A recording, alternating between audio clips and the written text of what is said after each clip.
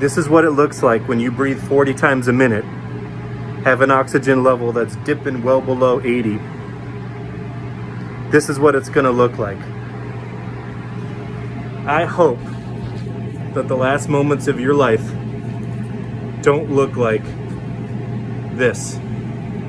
I had taken care of a patient who we intubated. He asked me if I could tell his family members that he loved them, because he said, I don't think I'm going to live. And he was right. He subsequently died. And looking over at one of the colleagues that I work with, who's one of our phenomenal nurses, she looked fatigued, and I can see how much this had affected her as well. And so I grabbed a laryngoscope and an endotracheal tube and went to in a room, and I just, spur of the moment, made this video.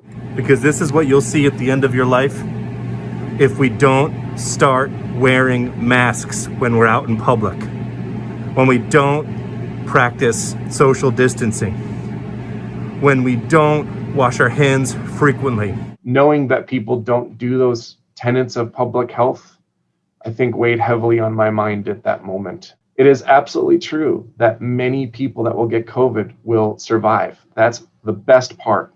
But if you get into a hospital and get put into an intensive care unit and have a breathing tube, your chance of survival goes way down.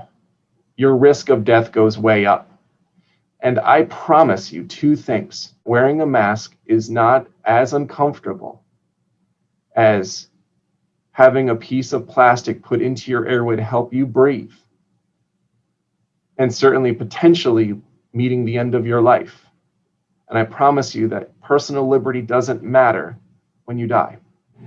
Because I promise you, this will be what you see.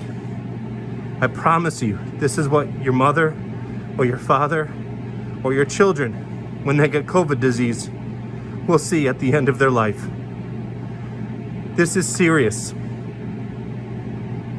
I beg you, please practice the precautions to reduce transmission of COVID disease so that we can effectively prevent disease for you and your loved ones.